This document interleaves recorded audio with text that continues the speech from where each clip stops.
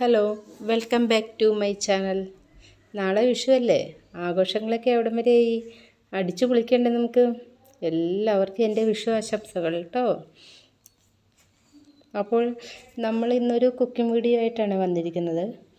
വെറൈറ്റിയും സ്വാദിഷ്ടവും എന്നാൽ വളരെ ഈസി ആയിട്ട് നമുക്ക് ഉണ്ടാക്കാൻ പറ്റുന്നതുമായ ഒരു റെസിപ്പിയാണേ.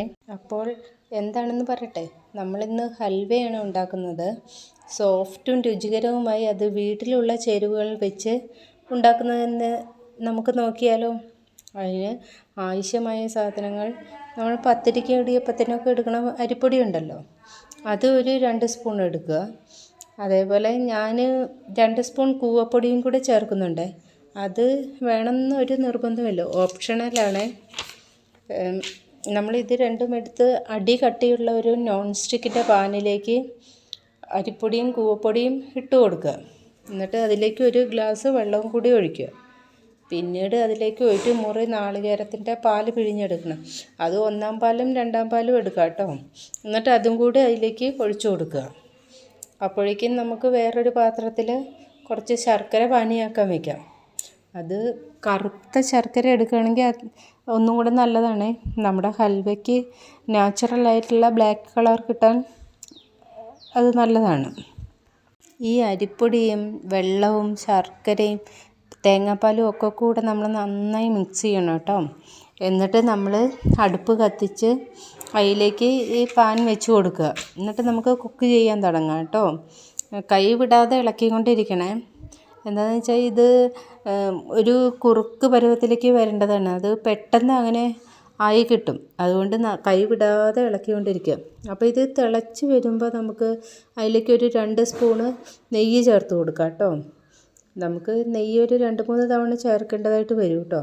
ആദ്യം ഒരു 2 സ്പൂണ് ചേർക്കുക. എന്നിട്ട് അത് കുറുകി വരുമ്പോൾ നമുക്കൊരു 5-6 ഏലക്കായ പൊടിച്ച് ചേർക്കുക കേട്ടോ. അതൊരു ഫ്ലേവറിന് വേണ്ടിയാണ്. എന്നിട്ട് നന്നായി ഇളക്കി കൊടുക്കുക.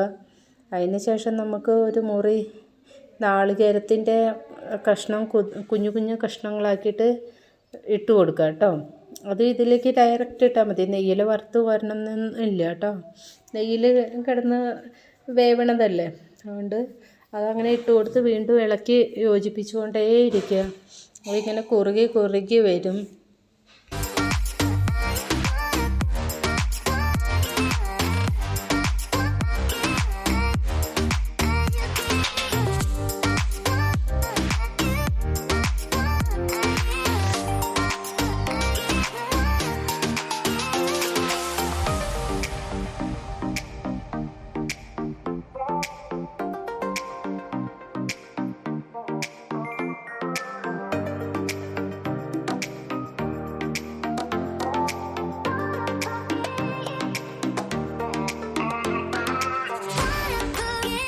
ഇപ്പോൾ കണ്ടില്ലേ, നമ്മുടെ ഈ മിശ്രിതം ഈ ലെവലിലേക്ക് കുറുകി വന്നിട്ടുണ്ട്.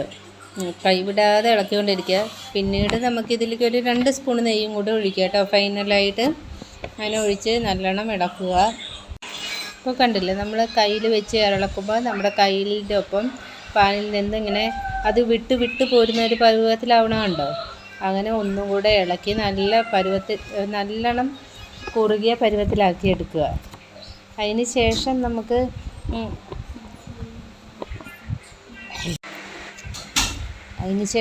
ഫ്ലെയിം ഓഫ് ചെയ്തിട്ട് നെയ്യ് തടവിയ ഒരു പാത്രത്തിലേക്ക് ഈ മിശ്രിതം ഒഴിച്ച് കൊടുക്കുക കേട്ടോ. എന്നിട്ട് ഒഴിച്ചതിന് ശേഷം നമ്മളത് നന്നായി ഷേപ്പ് ചെയ്തെടുക്കുക. അപ്പോൾ നമ്മുടെ റെസിപ്പി ഫൈനലിലേക്ക് എത്തിയിരിക്കണം കേട്ടോ. ഇത് നമുക്ക് ഒരു 8 മണിക്കൂർ തണുക്കാൻ വെച്ചതിന് ശേഷം ഉപയോഗിക്കാവുന്നതാണ്. അതായത് നമ്മൾ തലേന്ന് ഉണ്ടാക്കി വെച്ച് പിറ്റേന്ന് ഉപയോഗിക്കുന്നതാണ് ഏറ്റവും നല്ലത് കേട്ടോ. അപ്പോൾ എല്ലാവരും ഇത് ഉണ്ടാക്കി നോക്കുക. ഇഷ്ടപ്പെട്ടാൽ ലൈക്ക് ചെയ്യാനും സബ്സ്ക്രൈബ് ചെയ്യാനും മറക്കരുതേ. അതുപോലെ സൈഡിലുള്ള ബെൽ ബട്ടൺ അമർത്താനും ഓൾ എന്ന ഓപ്ഷൻ അമർത്താനും മറക്കരുതേ. അതുപോലെ ഷെയർ ചെയ്യുക. ഇഷ്ടപ്പെട്ടാലും ഇഷ്ടപ്പെട്ടില്ലെങ്കിലും കമൻറ്റ് ചെയ്യണേ. ബൈ. അടുത്ത വീഡിയോയിൽ കാണാം.